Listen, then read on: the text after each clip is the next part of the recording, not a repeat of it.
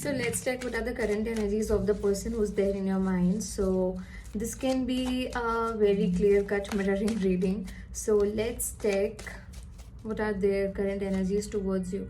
Okay, so this person is thinking about you. No doubt that this person is thinking about you, but what he's thinking about you, he or she is thinking about you. So this person is thinking about a balance. So इनको ऐसा लग रहा है कि first of all ना इनको अपनी life में ही एक बैलेंस पहले बनाने की बहुत ज़्यादा ज़रूरत है. दैट्स वाई आपके साथ इस टाइम बहुत रूड हो रहे हैं, बहुत ज़्यादा क्रूल हो रहे हैं, एंड बहुत ज़्यादा ना हार्श हो रहे हैं. कहीं ना कहीं मुझे ऐसा दिखाई दे रहा है इमोशंस हैं, but this person is trying not to show you any kind of emotion because इनको अपनी स्टेबिलिटी एंड अपना रुतबा बना कर रखना है. So this person is trying not to get involve a lot in you as of now. Like क्यों ऐसा हो क्यों रहा है? Because he has lots of responsibilities. तो बहुत सारी ऐसी चीज़ें हैं जिनकी जिम्मेदारियां इनके ऊपर है. कुछ जिम्मेदारियां इन्होंने ले भी रखी हैं बिकॉज इनका नेचर है. ये थोड़ा परिवार को लेकर मुझे ऐसा दिख रहा है कि थोड़ा ज़्यादा इस टाइम कंसर्न है उन चीज़ों को लेकर, घर की चीज़ों को लेकर. सो इस टाइम ये आपके बारे में सोचते तो हैं, लेकिन ये सोचते ऐसे हैं कि एक बहुत आगे, एक बहुत एक क्लियर कट थॉट नहीं है इनके मन में आपको लेकर.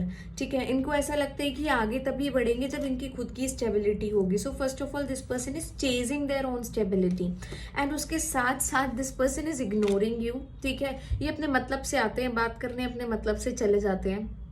जब इनको सही लगता है तभी आपसे कनेक्शन रखते हैं, अदरवाइज ये पर्सन अपने अकॉर्डिंग, अपनी एनर्जी के अकॉर्डिंग आपसे बात करते हैं. सो आपके और इनके बीच में ना मुझे बहुत ज़्यादा कम्युनिकेशन गैप दिखाई दे रहा है. ठीक है, इट मीन्स कि कभी भी कम्युनिकेशन टूट जाता है, कभी भी आपको ऐसा फील होता है कि मतलब कभी भी आपको ना अकेला छोड़ देते हैं. तो ये बहुत ज़्यादा एक मुझे प्रॉब्लमैटिक सिचुएशन यहाँ पे दिखाई दे रही है. कभी भी अकेला छोड़ देते हैं, फालतू की चीज़ों पे ना आपके आर्ग्यूमेंट्स होते हैं, एंड एट द एंड ये यही कहते हैं कि this person wants to focus, ठीक है, इनके करियर पर, इनकी खुद की चीज़ों पर. सो एट द एंड इनका कंक्लूजन, इनकी प्रायोरिटी यही निकल कर आती है कि ये अपनी चीज़ों पर ज़्यादा ध्यान देना चाहते हैं as compare to this bond. ठीक है, जो भी ये बॉन्ड आपका है, not giving any name, any relationship.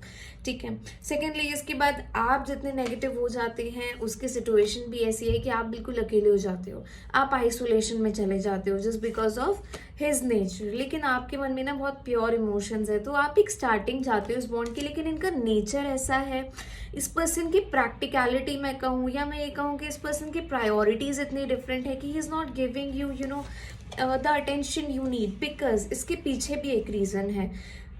ये ना एक्चुअली अपने लाइफ में ना रिलेशनशिप, या मैं कहूँ ब्रेकअप्स, या जिम्मेदारियों से परे हटकर रिश्तों को ना इन्होंने अपनी प्रायोरिटी से हटा रखा है. इनको ऐसा लगता है कि इनके लिए पहली प्रायोरिटी इनका करियर, इनकी स्टेबिलिटी, इन